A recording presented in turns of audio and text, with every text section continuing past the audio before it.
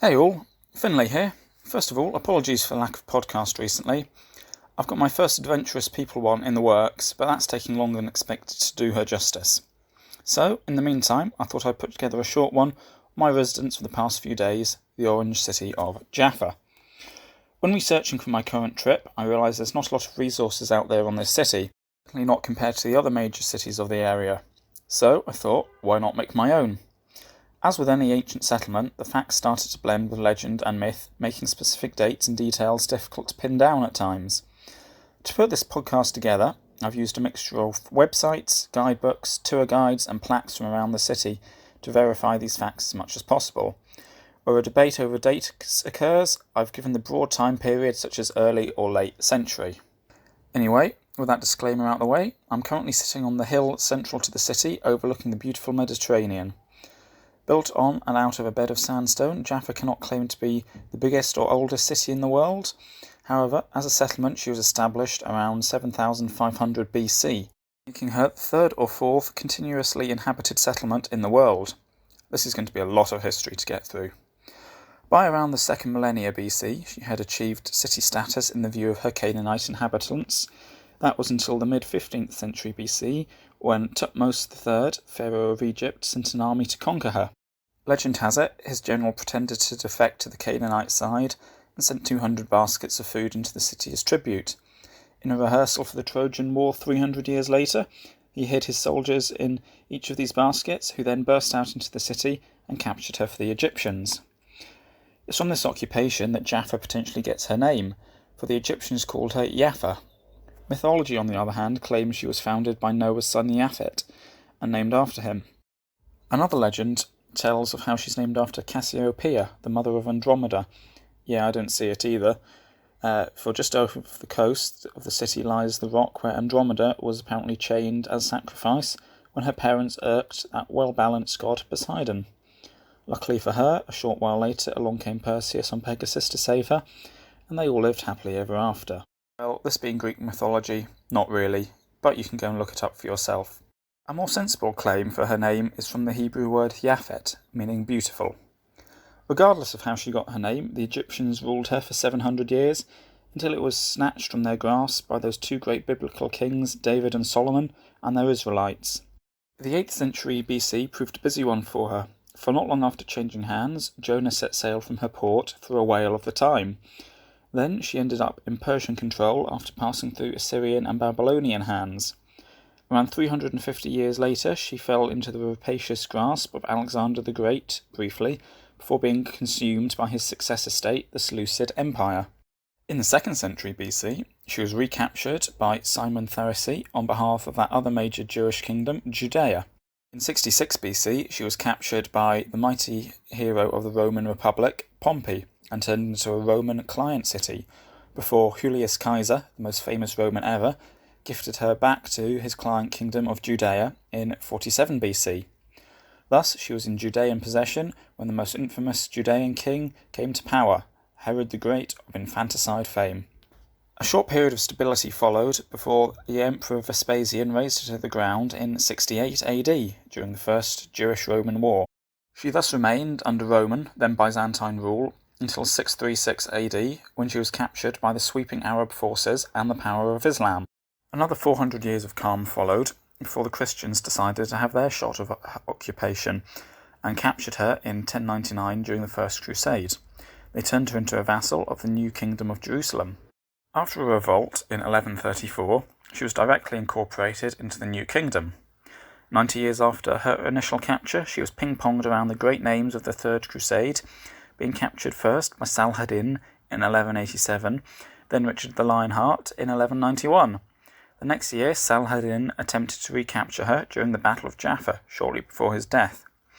5 years after this, his brother Saif al-Din would have more luck and captured her again in 1197. Hardly 50 years later, she once again changed ownership, being briefly incorporated into the Mongolian Empire in 1260, before being returned to the Egyptians by the Mamluk Empire 1,500 years after the pharaohs had lost her. With the threat of another crusade on the horizon, they razed her to the ground once more. After 300 years spent in ruins, she was incorporated into yet another empire, this time the Ottoman in 1515. In the 1590s, she was described by travellers as a heap of ruins and having 15 households. During the 17th century, rebuilding attempts were started when some Franciscan friars set up a monastery and church. 100 years later, she was reported to have a thriving soap trade, and her world-famous oranges had started to be grown. This prosperity was not to last, though, when she was once again sacked, this time because her inhabitants refused to aid their Ottoman overlords in putting down a rebellion to the north. 6 years later, she would be sacked again by the General Muhammad Bey Abdu Duhab, who fought with the northern rebels before changing sides, sacking Jaffa, and making a victory monument of the populace's severed heads. This would mark the start of a brutal and often bloody relationship with the Ottoman Empire. But first, it was time for the French to have their shot at taking her, when in 1799 the infamous Napoleon Bonaparte slaughtered her captured garrison for decapitating his envoys. To add to her woes, she then acquired an outbreak of the bubonic plague shortly afterwards, for whose victims Napoleon set up a hospital in the Armenian monastery and then promptly abandoned the city. With Napoleon's departure, the Ottomans took up control again and their frosty relationship resumed. It was put under the control of Governor Muhammad Abu Naboud, who proved to be very unpopular. Indeed, Abu Naboud was allegedly his nickname, meaning father of the club, for his habit of wandering around Jaffa, beating residents with a stick. The story goes how, once finishing rebuilding her fortifications, he ordered that the gates should not be opened from sundown to sunup for anyone. One day, he was late back from a walk outside the walls and found the gates closed. After a long exchange, he was denied entry and had to sleep outside the city. In the morning, when he was let back in, he rewarded all 3 guards responsible with jars of jewels for upholding the rules. Then he promptly had them executed for not letting him in. He built several mosques, markets and fountains during his 18-year governorship before being recalled to Istanbul. Though she technically remained under Ottoman rule until 1917, she was briefly occupied by an Ottoman rebel from Egypt, Ibrahim Pasha, from 1831 until 1839, during which time the city flourished. During the late 19th century, stimulated by a booming orange trade and a new railway to Jerusalem, she expanded rapidly in size. The Ottomans tore down the walls of her old city and expanded the new. To new Saraya to act as a government building, and opposite it a new jailhouse.